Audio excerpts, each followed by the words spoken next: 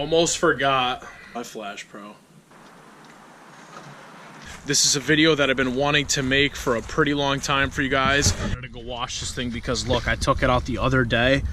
One day, guys, one day, and there's literally all salt corrosion in my wheel wells, as well as just dripping down the side of the paint.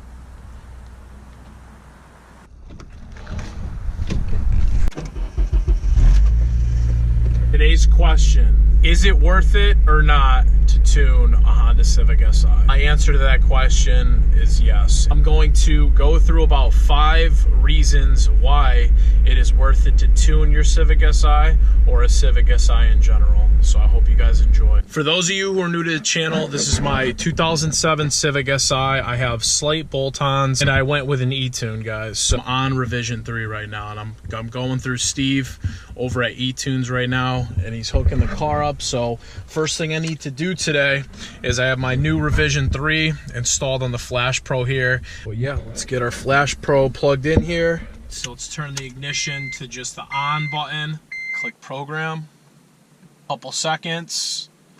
It's powering up right now. I swear to God, I'm like a kid in a candy store right now. Like every time I get a new revision or like a new tune, I'm just like so excited because it's always going to be an improvement pretty much from your previous step. A little bit about before I get into why I think it's worth it to tune a Civic Si or your Civic Si. I'm going to tell you guys a little bit about my car. And most of you guys who have been watching the channel know that I've had this thing for some time now. It's been about 3 years in January 10th, 2019, which is in a few days actually. So it's pretty crazy knowing that I've had this car for the time that I've had it. And 3 years is a pretty long time with a car. Believe it or not, you know, it's been a long process. And this thing is nowhere near done the way I want it to be, but for right now, you know, I do like it. Most of you guys know who watch the channel, but for all the new people or any of the people who don't know, I'm just running a basic little setup, guys. Now, this is not anything crazy. I have an InGen short ram intake.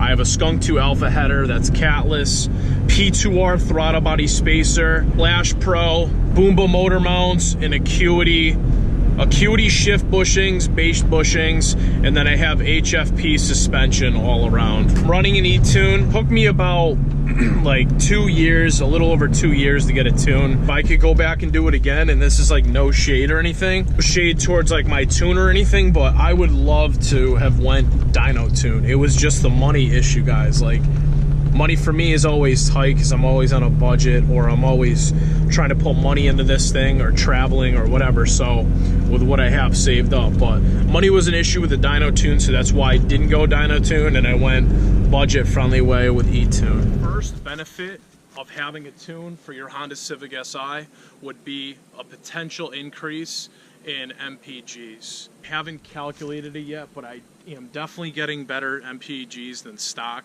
or overrunning the base map with my tune, because my tuner physically went in and tweaked with my air fuel ratio, making it leaner at certain spots. And when it's leaner, it's getting more air. The motor is able to breathe a lot better, as well as throttle control, throttle response. He adjusted that. Most important too is idle. Like, my idle is probably at maybe 850, 900 at no movement, which is a decent idle. When you forget what you're about to say, this is what I do, guys. I try not to do like script, but I'll write notes down when I'm thinking of video ideas, and I'll just try to like study it pretty much till I like where I remember it. But when I'm filming, I got so much that I'm thinking about with this car, sometimes it's hard for me to like remember. So if you guys are looking for better MPGs, you should definitely consider running an actual tune, whether it's dyno or an E-Tune for your Civic Si. Not saying they get crappy mileage as it is, but if you want to just have the benefit of your modifications with the right air and the fuel to pretty much benefit the fuel consumption, then I would do it.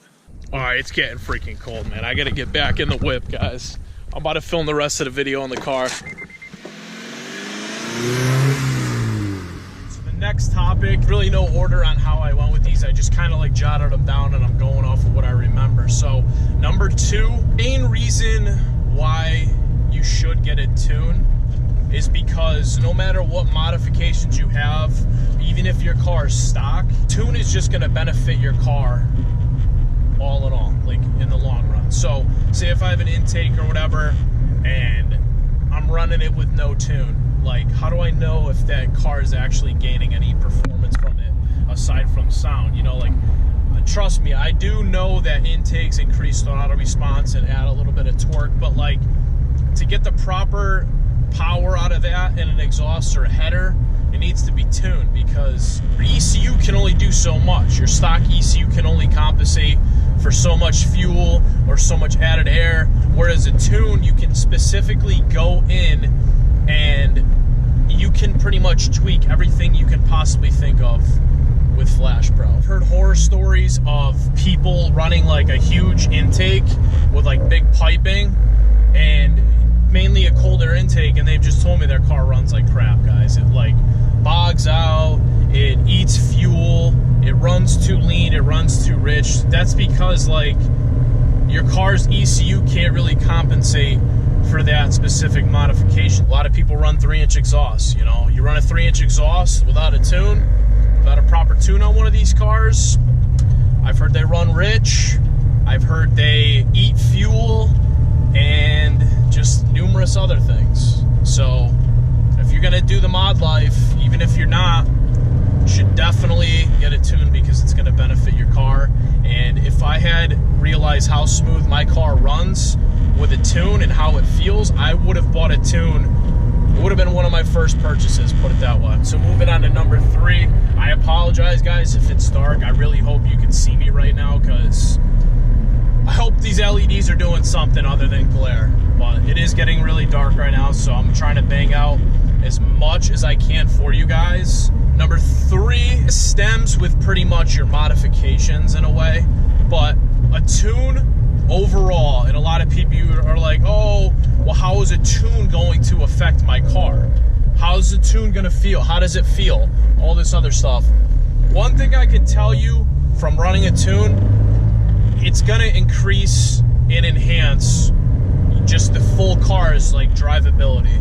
Whether or not you guys choose to believe me or not, but it's so crazy. Like the tune can do so much as add power in your lower power band as well as upper.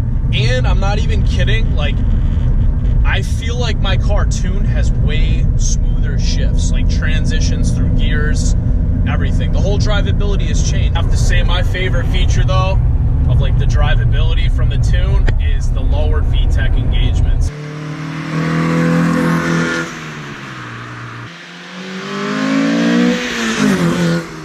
Tuner, pretty much I told him where I kind of wanted my engagements, and that's a hard thing for like the VTC to have the right engagements, because technically you can lose the SI top end from the factory is insanely strong, because both of your cams in VTC are operating at that RPM. So at 5,800 RPMs at stock VTEC engagement, both of your cams are running your lower and higher, whereas a tune, you're cutting that in half. So I took my top end for a stronger mid-range because I have my first engagement at 4,500.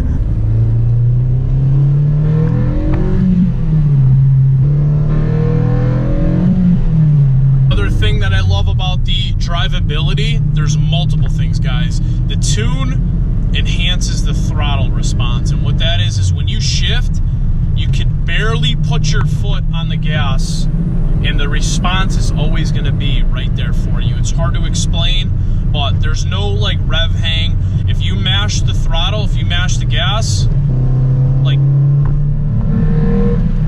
the power is right there, guys. Throttle is so smooth on downshifts, rev matching.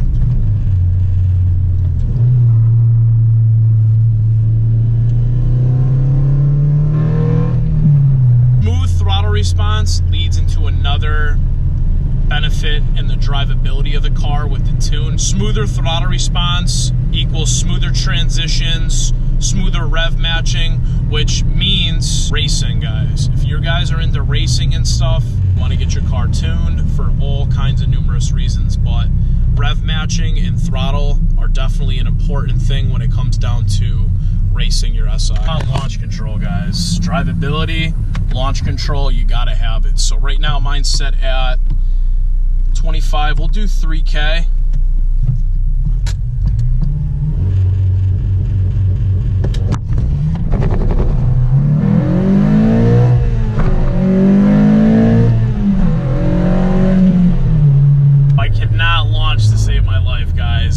You could drop your hate comments down below because that was horrible. It's the next day. Unfortunately, I ran out of time last night. It got super dark. I'm just warming up the SI right now, and we have 2 more things that I'm going to be talking about today on why you guys should consider getting a tune for your Honda Civic Si. So hope you guys enjoy. Number 4 gets into talking about unlocking your car's hidden horsepower and torque. Let's be realistic. I myself, as well as many of all of you guys, have ran your cars with an intake and exhaust and have stated that, you know, my car feels faster. Like, my car feels way better than it did before. Well, that's actually, for the most case, the majority of the time, that's not necessarily true. Slapping modifications onto a Civic Si, whether it's an 8th gen or 9th or whatever gen you have, is not really going to benefit it unless it's stock piping for the most part. For the most part, you can actually decrease your car's performance when you start changing out modifications and you don't have the proper tuning to go with it. Unless you have small diameter piping, if not equivalent piping to OEM spec, as far as unlocking horsepower and torque from your car. Say, for example, if you have a cold air intake. Now, your stock mass airflow sensor is only adjusted to allow a certain amount of airflow to come in. If the mass airflow can only allow a certain amount of airflow through your intake, through your manifold into your engine, then slapping a huge intake technically going to give you the same amount of air that your stock airbox was producing before. Same thing happens when you go and slap a huge exhaust on your car. Now you're putting this huge diameter piping exhaust on, and you're actually sacrificing horsepower and torque, because all you're doing is having exhaust flow come out faster than it was. Whereas if you tune that, you can get potential for mid-range and top end power. Last thing, since we talked about the unlocking your horsepower and the car's torque through tuning, technically the last step is you're pretty much going to have yourself a nice budget friendly Type R Honda. It's pretty much going to be a US Type R. When I'm referring to the Honda Civic Type R, I'm referring to the 2006 to 2011 Mugen Type R FD2, which is the 4-door Japanese version of the FA5, all done up pretty much. With the Type R FD2, it comes stock, correct me if I'm wrong, it comes stock in Japan with like 222 horsepower, like 159 torque, and that's pretty high out of a Civic. Not saying my car is going to make that horsepower, but I can tell you this.